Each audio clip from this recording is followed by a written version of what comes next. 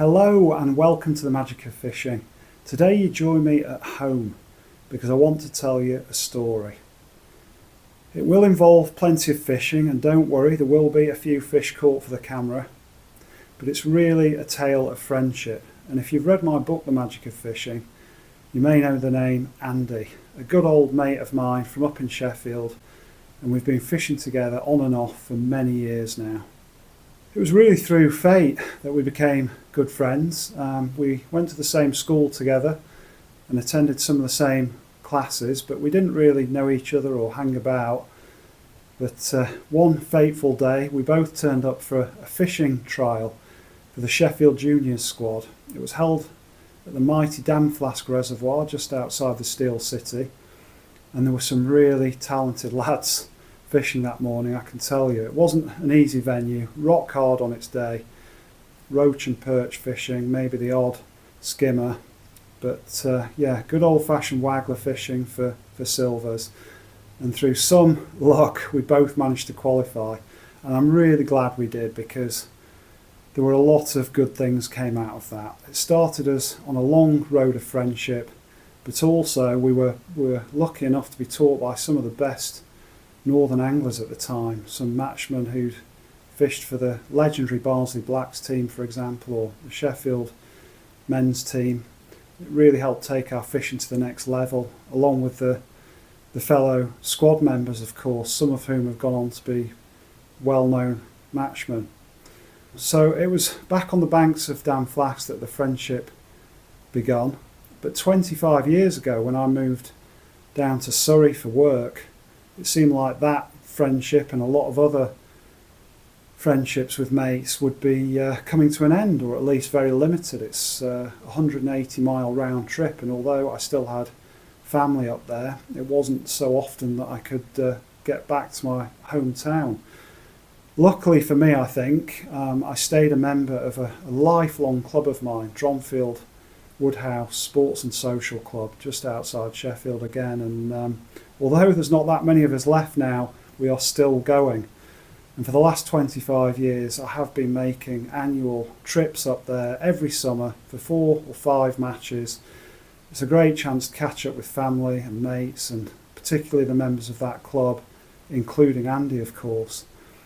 So I was, putting in the miles and keeping that friendship going, and of course we'd stay in touch over messages or WhatsApp, keep each other updated on our fishing exploits. It was probably only about 4 years ago that we started to think, now the kids are getting a bit older, we've got a bit more spare time, what about getting Andy down here to the southeast, to experience some of the fishing and some of the venues that I'd slowly fallen in love with since moving down here and getting to know the area and joining a few clubs down here as well. And so initially by train and later by car, Andy started making some annual journeys of his own. We tried to hold these festivals of fishing in October, just as the sort of rivers were coming into peak form. And so we stole a very well-known name, Oktoberfest. We don't drink quite as much beer as they do in Munich, but that was our name for an annual fishing trip of 3, maybe 4 days every October, and won't be long till I'm showing you what that entails. But it was really enjoyable, and it meant that we got to see each other a lot more often, do a bit more fishing together like we used to. It even spawned a sister event called Summerfest that we try and hold each June for maybe the last couple of years, just as the river season opens. But those of you who've been following the channel for the year or so that I've been running it will know that Andy's had a really tough year, particularly with his health. It all started with a virus that seemingly got to his heart, and he was rushed to A&E earlier this year, perhaps thinking that he was having a heart attack. And he's been through all kinds of tests since, lots of medication, and has been really rough, even back to A&E at one point. To the extent that not only has he missed most of the matches this year, but he also couldn't make Summerfest. It just couldn't happen this June, which was sad for both of us. But obviously the main concern has been his long-term health. We were very lucky to have such a magic, memorable day on the famous punt on the bridge pool at Christchurch, and if you've seen that video you'll know what a cracking day it was. There's salmon, sea trout, roach, dace. I managed a personal best perch which absolutely blew both our minds. It's bigger than anything we'd seen before. Really magic day, but apart from that special trip we'd not seen each other all year, and I knew that he was having a rough time, so it was really important and fantastic that he decided he could do Oktoberfest this year. I don't know when you'll be watching this, but it was the first week of October. He came down to stay in the family home, and he's just gone back this morning. We've enjoyed 4 amazing days, many more memories created, lots of catching up, lots of jokes, serious talk, and lots of fishing. You know, we normally start each day with a calf breakfast, fish for a long day, and then get to the pub in the evening, and we managed to do that a few times despite the rivers being out of sorts, and annoyingly there's too much rain, just too much rain for the last week or two. But although this is going to be a bit of a different video to my normal stuff, there are plenty of fish to be shown, and I'll hopefully walk you through how we got on over the 4 days. We do fish a match format. It's completely light-hearted with a bit of serious undercurrent, but there is a trophy. I was the current holder, been with me since last October, and we run a points-based system, quite sophisticated.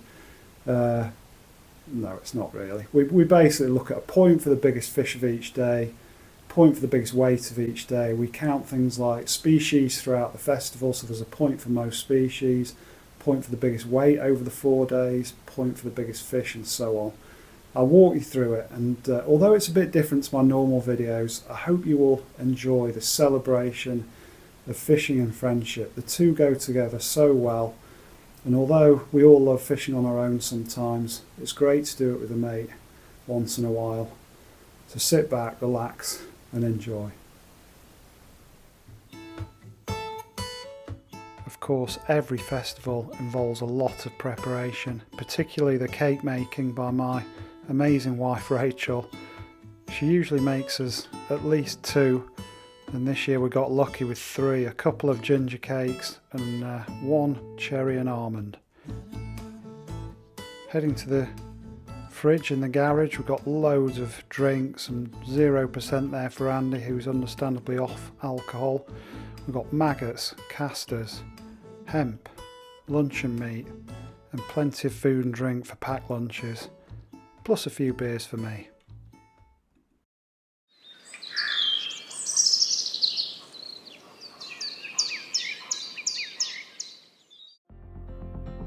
Only one thing can keep us away from the bank on the first day, and that's a good calf. In this case, Astolet and Send in Surrey, one of our favourites, and it always gives us our first glimpse of a few fish. We usually enjoy a breakfast baguette and a good cup of strong black coffee. When we got to the river about 5 minutes away, we knew there'd be a test for Andy, but he handled it admirably, and we made it down to the stretch where we usually fish. Unfortunately, the river was flying through by the riverways standards and really coloured, maybe a good foot or so up, so although someone had been kind enough to clear out all of the floating pennywort from the near side bank, which can make fishing really difficult after a long summer, we did have good access to the swims, but the fishing wasn't happening, and after giving it a good hour on the feeder and float, we had to admit defeat and leave the water. So after another test of Andy's fitness, carrying all the gear back to the car, loading up again, we got to Cobbitts Lake in Send, which is run by Woking and District Angling Association. Beautiful 7-acre lake. We were really excited again to set up, despite the fact we'd had the disappointment on the river. And although it was a bit of a still day, it was nice and overcast. Some beautiful nature to enjoy while we were setting up. And we really took a feeder approach to begin with, sitting in the rain with our umbrellas. And Andy got off to a good start with a few roach and perch.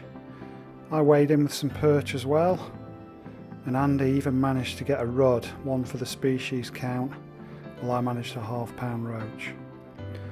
Lovely evening, but the fishing was pretty slow. We enjoyed the sunset more than anything else, and Andy persevered down in the margins, but we could only really manage roach, perch and a few fish, 30 in my case.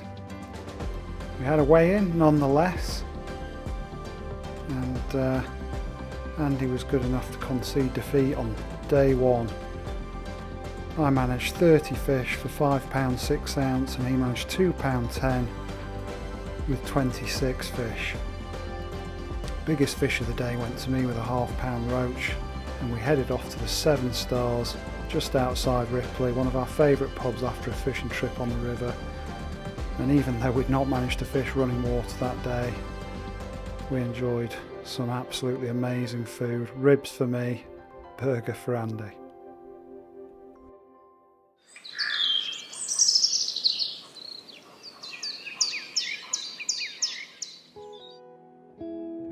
Day 2 began with some lovely skies not long after dawn, up bright and early again, before heading to a brand new cafe for us, Nap Hill Cafe, which was a first for us, and it's always nice to try somewhere new as well as sticking with tradition. We enjoyed a great breakfast and then drove not far to Tilford, Stockbridge Pond, which is a lovely old estate lake run by Farnham Angling Society. An early autumn splendour was in evidence, along with a few pads from summer. We walked along the dam wall and back up round to the 20s, where there was some nice deep water in front of the pegs, and that's where we'd been told the tench might be hiding in the cooler weather. Couldn't wait to get started, and we both had some features to cast to. But we started on the tip and the feeder while we fed up our float lines, and it was once Andy had made the switch to his float line that he bagged the first tench of the day. Lovely fight on relatively light gear, and that actually came from quite an inside line, nice deep water, and he was really pleased with his first Surrey tench. Fantastic chunky fish of maybe £2 or £3. That put him well ahead. A bit later, cake o'clock, I needed a distraction because it really was quiet for me. The float didn't go under too much, and I stuck it out on the waggle line for a good while before trying down by the pads. And it was only there that I started to catch a few smaller fish just to keep myself entertained and keep in touch with Andy, who was flying away with things. Another lovely fish in between tench, stripey of about £0.5 perhaps, and really nicely marked thanks to the clear water that you get at Stockbridge Pond. But it wasn't just perch, and early that afternoon Andy managed a second tench, really big paddle tail, and he was running away. I gave it a good go on the feeder, tried the method as well as traditional cage, but to no avail, even after chucking out towards the fish cages. But I did manage plenty of small roach, and then added to my species tally with a rudd.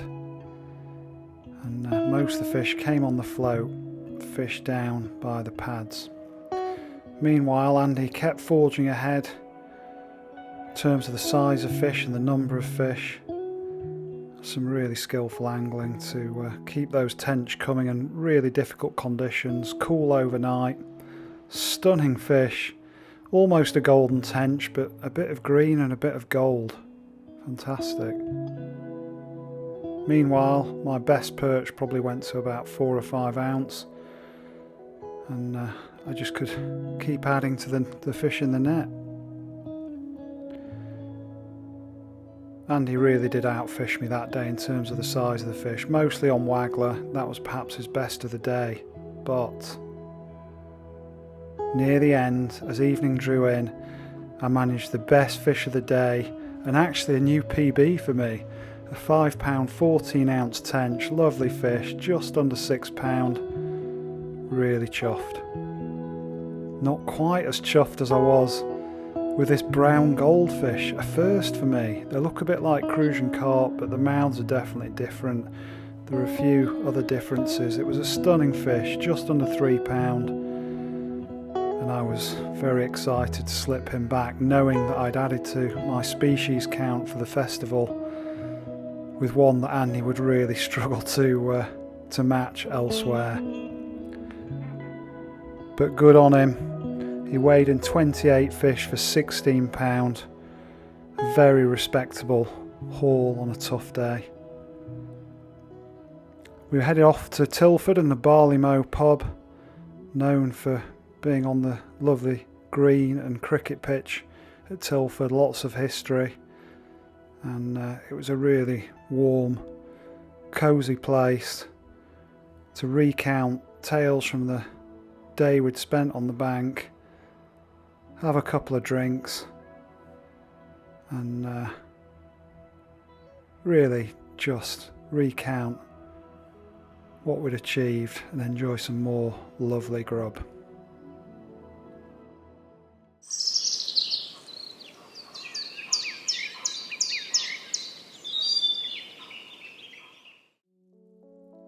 What a dawn that greeted us on day 3.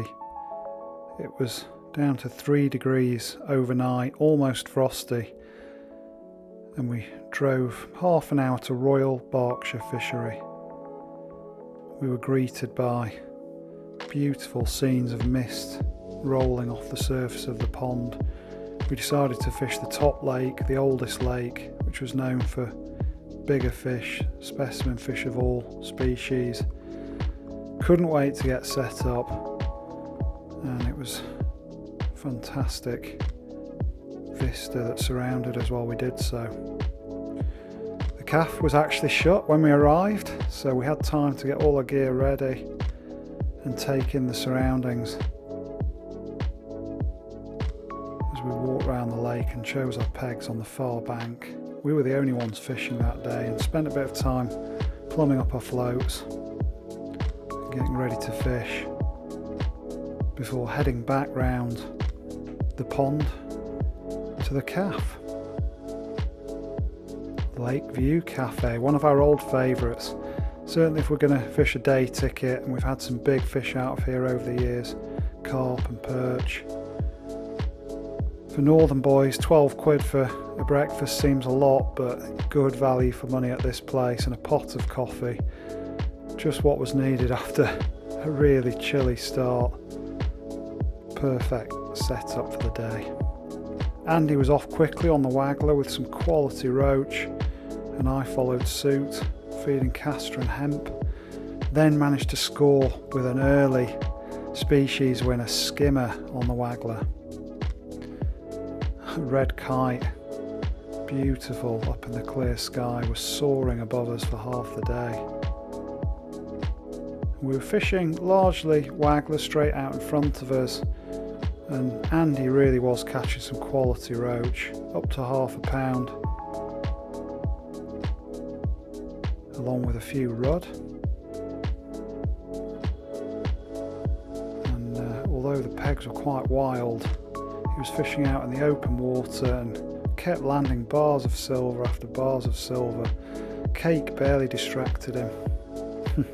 I tried down in the margins where the big perch normally hide, but had to rely on nature to keep me entertained. Beautiful sight. The roach kept coming, and Andy really did fill his boots that day. Fish of well over £1/2, including this hybrid which counted as an extra species and made up for that brown goldfish, all on the waggler. There are no keep nets on this venue unless you're fishing a match, so we were aiming for the biggest perch of the day and the biggest carp of the day. And it wasn't too long until Andy hooked in something much more substantial than those roach. Light gear, of course, just a normal match rod, about a £3 bottom, and especially with plenty of reeds and snags around the margins, it was touch and go. I was happy to be a spectator and watch the action unfold. Stunning afternoon. And Andy had to use all of his skills and experience over the years to not get cracked off on that fish. Probably played it for a good 10 minutes or so. Lots of backwinding when necessary. But we had the whole pond to ourselves, so he could take his time, and I was the only spectator adding the pressure. Really did put up a battle while the sun shone above. Probably the most tense battle I've seen in some time, because he needed a fish bigger than my £5 14-ounce tench, of course, from Stockbridge Pond. A carp would also represent a new species for him, and at long last he managed to guide it over the net, and I had to take my hat off to him. The carp wasn't the most pretty fish, but an old warrior, and it weighed £6 on the nose, making it the new biggest fish. Not only of the day, but of the festival so far. And it wasn't long until he was back into another fish, trying prawn down in the margins, ideally for big perch, but it was too early in the season for them, and we knew that Andy was into another monster. This time it really was a dogged fight. At least 15 minutes. It ran him all over the place, but again, lots of skill and guile from Andy, using all his experience to keep it under control for most of the fight. A lot of it under his rod tip.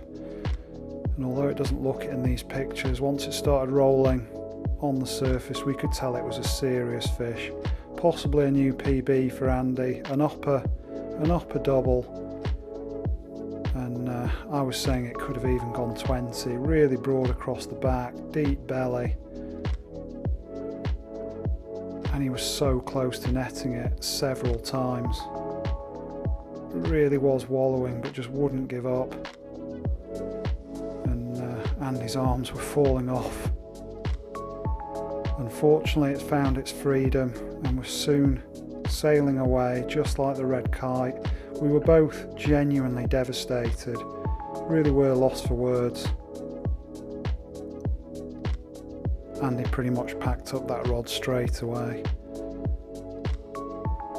and I couldn't quite believe it. I ended the day with 27 fish, and even though I tried the prawns down in the margins, there were no bigger perch than 3 ounce. Believe it or not, my perch of 3 ounce would go on to win biggest perch of the day. So that's a point each on day 3, and we ended up in the margins enjoying a beautiful sunset before packing up to go home.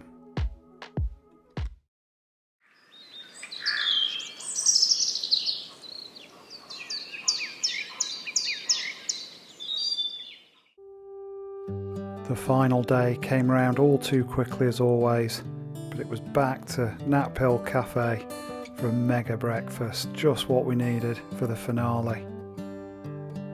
It was about 20 minutes drive to the beautiful Warren Pond, run by Farnham Angling Society. It's a stunning old estate lake, very silty, very shallow, and Andy was really taken by the surroundings. Ancient woodland, and a beautiful tranquil piece of water. Plenty of early autumn colour in evidence again, and we were both in awe of the place as the shafts of sunlight came through the woodland and lit the lake surface. The far bank's not fishable, and that was full of snags and overhanging trees, so we set up with a ground bait and pellet and corn attack for the lake's big slabs. Before we could get into them, we were honoured by the presence of a special guest. Neil Waite, big fish angler extraordinaire, decided to join us on the bank, a really welcome turn up for the books. So we all started on the tip, fishing feeder, trying to get amongst the lake slabs, and the weather seemed perfect. Bit of a wind got up, started blowing through the treetops and ruffling the lake surface. It wasn't long before Andy showed us how to do it, hooking into the first of many bronze-sided beasts. We had no idea at this point what a special day's fishing it would turn out to be for Andy in particular. Lots of big chunky slabs, £5 plus, and Andy really did take to this new venue like a duck to water, quickly getting another fish, which turned out to be a new PB, £5.14, just under 6. But I wasn't to be outdone, managed to get my own bin lid around the £5 or £6 mark. Fantastic fishing, even if I did take a break for some cherry cake. We kept a bend in the rod most of the morning, although Neil did struggle, losing a big fish thanks to a ripped net. These were typical, the beautiful slabs gracing the nets. It wasn't long until I hooked into something better, and I got quite excited that this could be the biggest fish of the day and possibly the festival. And it was at that stage, a common carp of £6 or £7. But Andy hit back fast and was soon latched into something sizable himself.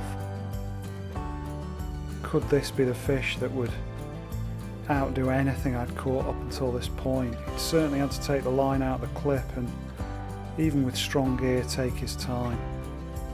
The moment of truth was on us. He'd done it. A £9.5 ancient common.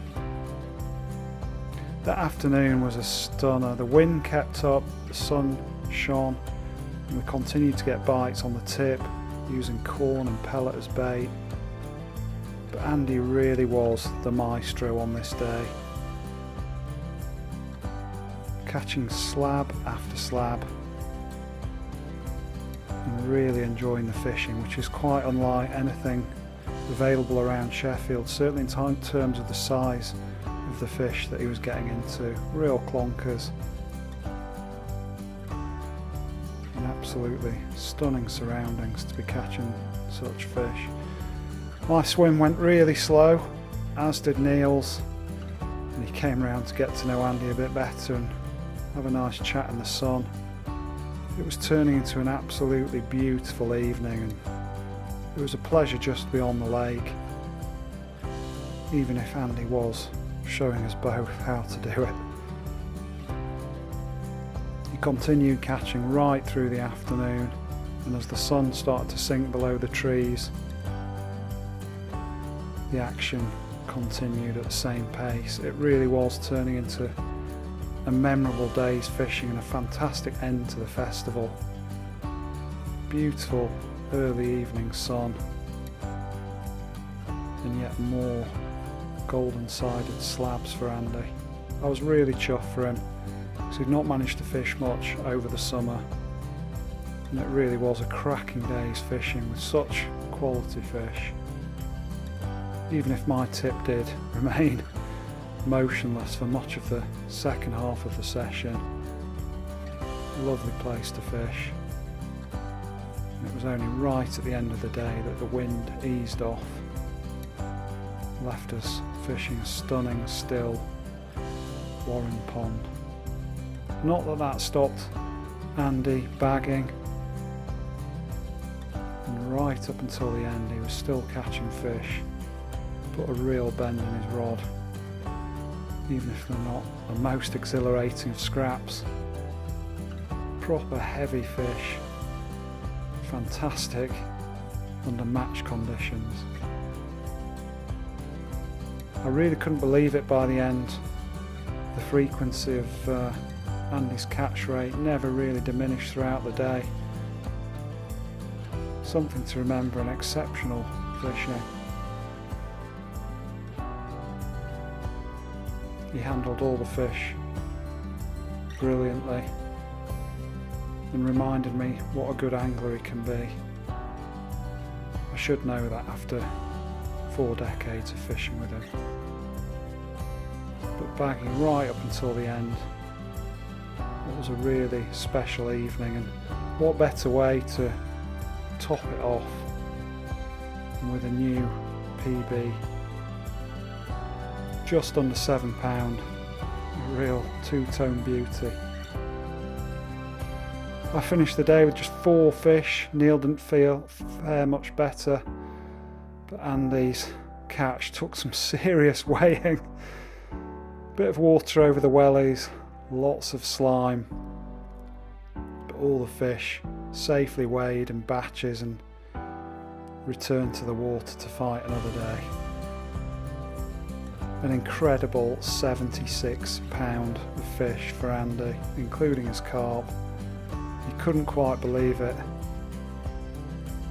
An absolute red letter day, and we ended it with a beautiful calm scene over the pond.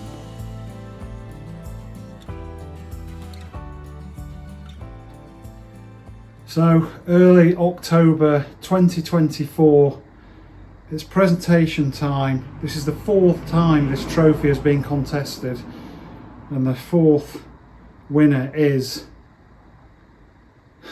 Mr. Andy Auckland. God, it's gone me, Andy, me, and back to Andy. 5 points to 4? 6-5. 6-5 in points. He's pipped it with the biggest fish of the festival. I'll explain all in the video, I'm sure. Here you go, mate. Back to you. Cheers.